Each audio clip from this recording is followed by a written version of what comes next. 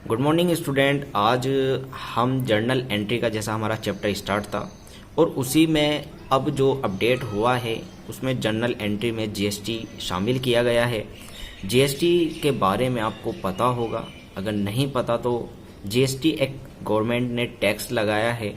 जो व्यापारी व्यापार करते थे पहले वो कई तरह के टैक्स देते थे, तो बहुत सारे टैक्स ना देकर गवर्नमेंट ने सिर्फ एक टैक्स बनाया जिसका नाम जीएसटी रखा, जैसे जिसकी फुल फॉर्म है goods and service tax. Goods जो माल होता है और सर्विस जो प्रोवाइड कराई जाती है, तो उन सभी पर सिर्फ एक तरीके का टैक्स गवर्नमेंट ने लागू किया ताकि जो व्यापारियों को जो दिक्कतें आती थी टैक्स देने में वो दिक्कत कम हो। तो सबसे पहले हम जीएसटी को समझ लेते हैं, उसके बाद हम इसकी एंट्री किस तरह बनेगी, किस तरह होगी, सारी चीज़ें समझेंगे। तो जीएसटी क्या होती है? देखिए, जीएसटी दो तरीके की होती है, एक इंट्रा जीएसटी और एक इंटर जीएसटी। इंट्रा जीएसटी के बारे में सबसे पहले हम समझते हैं क्या होती है। इंट्रा स्टेट क्या होती है? विद इन अ स्टेट, मतलब ये वहाँ लागू होती है जहाँ पर जो दो व्यापारी होते हैं, व्यापार करने वाले, वो एक ही स्टेट के हो। मान लीजिए ए और बी दो व्यापारी हैं, आपस में माल का लेन देन करते हैं और दोनों इत्तेफाक से यूपी के हों। मान लीजिए एक मुजफ्फरनगर का हो और एक लखनऊ का हो। दोनों सिटी का कोई फ़र्क नहीं पड़ेगा, उसमें देखा जाएगा कि दोनों का स्टेट क्या है। अगर दोनों का स्टेट यूपी है तो वो इंट्रा स्टेट के अंडर में आता है। इसके साथ ही इंट्रा स्टेट में टैक्स किस तरह लगता है उसके बारे में जान लेते हैं। इंट्रा स्टेट में मान लीजिए जो व्यापार करने वाले हैं वो यूपी के हैं। ए माल खरीदने वाला है और ए माल बेचने वाला है। मान लीजिए बी खरीदने वाला है और सी इसको कंज्यूम करता है, जो इसका कंज्यूमर है, जो आगे माल को नहीं बेचता। इसके बाद इसमें एक पार्टी गवर्नमेंट भी आती है जो इस टैक्स को कलेक्ट करती है। अब देखिए, मान लीजिए ए बी को माल बेच रहा है और बी इसके परचेज कर रहा है। तो सबसे पहले जब ये माल बेचेगा तो इसमें गवर्नमेंट ने टैक्स के कई स्लैब बनाए हैं, जैसे 5%, 12%, 18% और 28%। इस तरह के गवर्नमेंट ने स्लैब बनाए हैं। तो अगर आप इंट्रा स्टेट में आते हैं, इंट्रा स्टेट मतलब जो मैंने आपको बताया था कि एक ही स्टेट में आप अगर रहने वाले हैं और एक ही स्टेट के आप काम करने वाले हैं, तो आपको उसमें टैक्स किस तरह देना होगा। मान लीजिए किसी चीज़ पर जो आप जिसका व्यापार कर रहे हैं उस पर 5% टैक्स है, तो आपको उसको दो हिस्सों में बांटना होगा, 2.5% एक और 2.5% एक। इसी तरह जो 12% अगर आपकी किसी चीज़ पर टैक्स लग रहा है तो उसको भी आपको दो हिस्सों में बांटना होगा, 6% और 6%। इसी तरह 18% अगर किसी चीज़ पर टैक्स लग रहा है तो वो भी दो हिस्सों में बटेगा, 9% और 9%। 28 में भी 14% और 14%। ये दो हिस्सों में क्यों बटा? देखिए, जब आप इंट्रा स्टेट में काम करते हैं तो इसमें रूल्स क्या है? इसका रूल्स है कि जो टैक्स होगा वो दो हिस्से में होगा। एक तो होगा CGST और एक होगा SGST। CGST और SGST क्या होगा? CGST का मतलब होता है सेंट्रल GST और SGST का होता है स्टेट GST। तो इसमें इसका रूल ये है कि अगर दो बंदे एक ही स्टेट के रहने वाले हैं और वे अगर काम करते हैं तो टैक्स को आधा आधा बटेगा। मतलब कि अगर 2.5% 5% टैक्स है तो 2.5% स्टेट के पास जाएगा और 2.5% सेंट्रल के पास। इसी तरह 12% है तो 6% बटेगा, उसमें स्टेट के पास 6% जाएगा और सेंट्रल के पास 6% जाएगा। तो ये तो रूल आपका होगा जब एक ही स्टेट में आप काम करने वाले हो।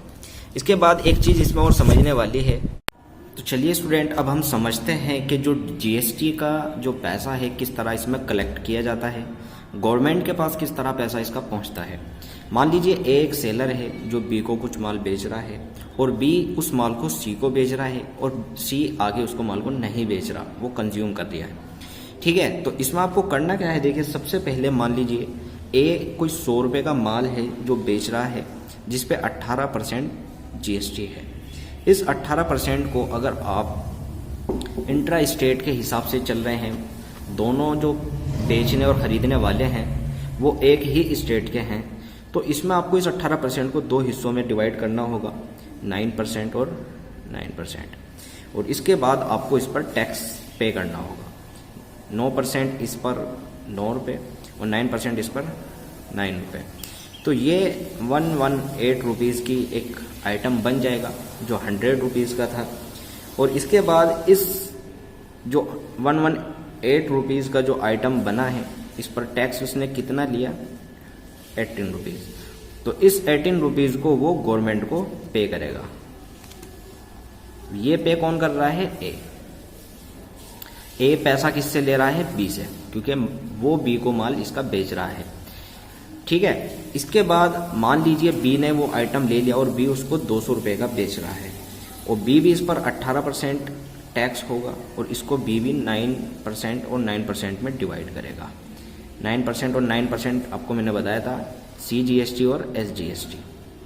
ठीक है, तो इसके बाद ये इन 200 रुपये पर 9% 18 रुपीज़ और 9% 18 रुपीज़, 236 रुपये का बेचता है, जिसमें ये 36 रुपये का टैक्स लेता है।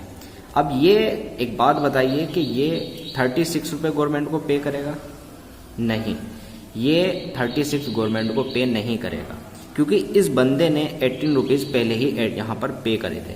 जब इसने ए से माल खरीदा था बी ने, तो बी ने यहाँ अपने हिस्से के 18 रुपीज़ ए को पे कर दिए थे। जीएसटी का जो टैक्स का जो पैसा होता है वो जो बायर और सेलर होता है अपनी जेब से नहीं देता, वो कस्टमर से लेता है और कस्टमर से लेके गवर्नमेंट को पहुँचा देता है।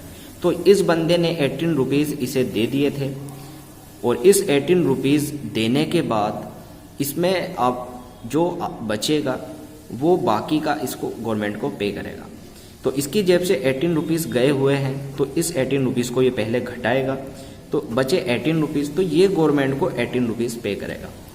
गवर्नमेंट के पास पूरे 36 रुपीज़ पहुँच गए, 18 तो इसने पूछाए और 18 इसने पूछाए, तो 36 गवर्नमेंट के पास पहुँच चुके हैं।